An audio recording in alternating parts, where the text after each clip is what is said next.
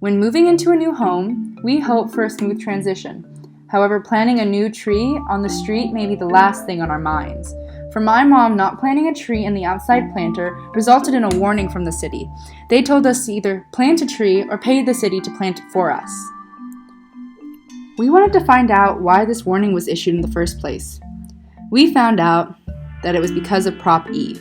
Prop E was passed November 2016 with 79% support and changed the city charter of street tree ownership from the property owner to the city. The city was to become responsible for 124,000 new trees by July 1st, 2017. But then we started to wonder, why should San Francisco care about trees? What does it do for the people in the city? And why does it matter in the first place? To answer our questions, we went to the organization Friends of the Urban Forest. Not only was their mission to plant trees in San Francisco, but they had a direct relationship with the city to help promote trees on the street. Friends of the Urban Forest is a urban forestry nonprofit that's specific to San Francisco that was started in 1981. A bunch of people, actually not a bunch, about 5 people who lived in kind of Noe Castro area noticed that there were no street trees. They figured out the way to get the permits approved to remove the sidewalk and plant trees in the ground, and that's kind of what we've been doing ever since. Since 1981, we've planted about 60,000 street trees, which is half of the street trees we have along the sidewalk. When looking at trees, we noticed some areas had a lot more trees than others. So we asked him, why is this the case?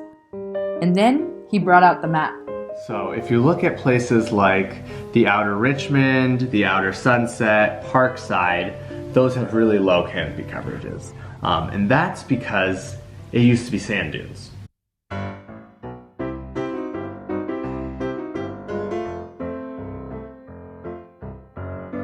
San Francisco didn't start out that green.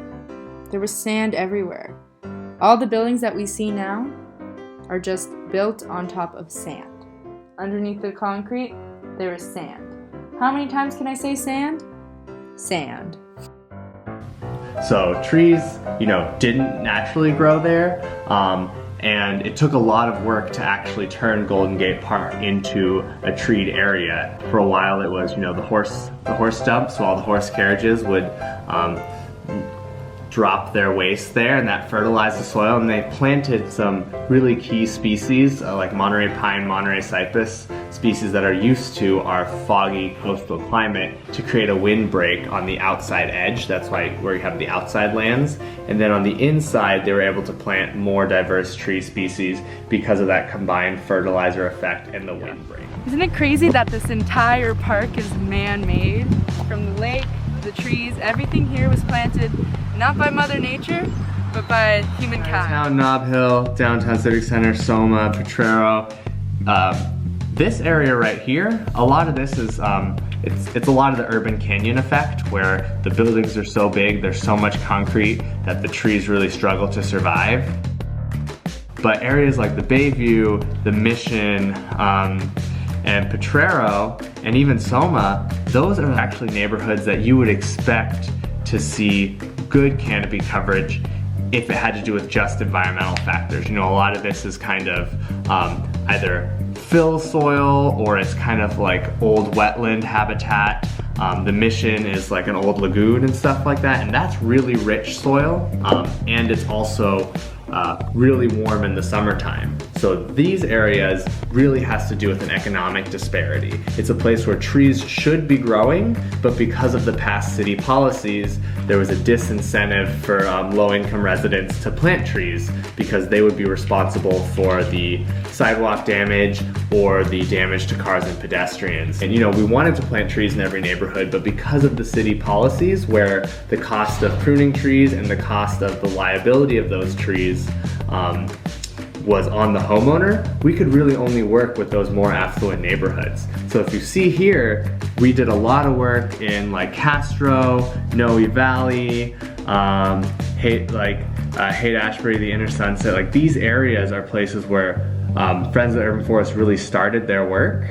and they tend to be the areas that are more affluent than either the Bayview or the Sunset. So you kind of see this like middle of the ridge effect where the trees are concentrated in affluent neighborhoods.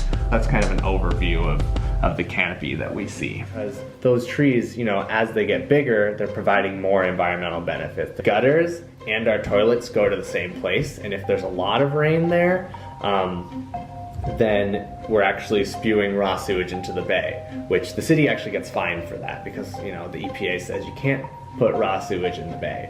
So we actually get grants from the Public Utilities Commission not to plant trees because the PUC doesn't want trees interfering with underground wires, but we actually can plant sidewalk gardens in certain neighborhoods that are high risk of flooding. And because that'll just open up the sidewalk, and instead of having all the water kind of shoot down into the gutter, it allows to percolate into the soil. You can imagine that when it rains really hard, a tree is going to slow down the speed and the amount of water that's hitting the sidewalk, and then you end up with less water going into the storm drain system. That's another way that the trees kind of impact the urban environment, is by reducing our flooding risk. There is a lot of evidence that having not trees are one part, but just a good urban forest in general can increase our health and well-being. Researchers have repeatedly found evidence indicating improved mental health with regular exposure to trees and nature. Trees and green environments support relaxation while reducing stress. This improves overall mental health, mood, and life function. There's an economic advantage too. It reduces healthcare costs, improves worker productivity, and even slows cars down while driving.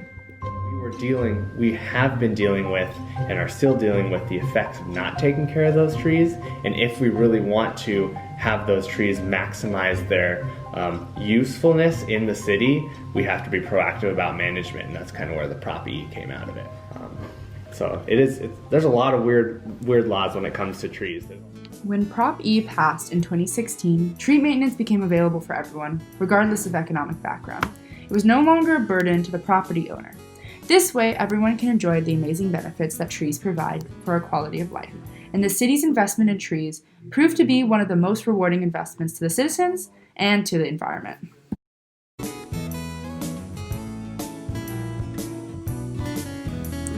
It turns out that the urban forest is much more important than we may have realized.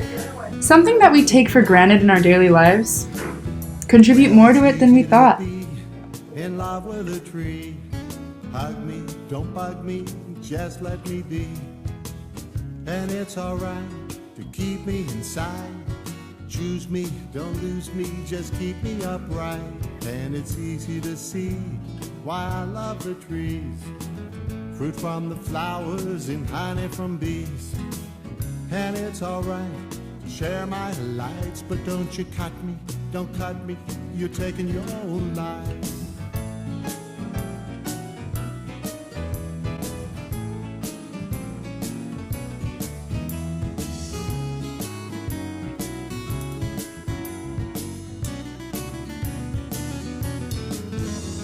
It's plain to see why I hug the trees. Chain me, don't shame me, just set them free.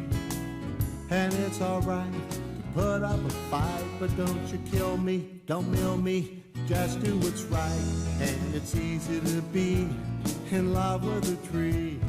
Hug me, don't bug me, just let me be. And it's alright to keep me inside. Choose me, don't lose me, just keep me upright.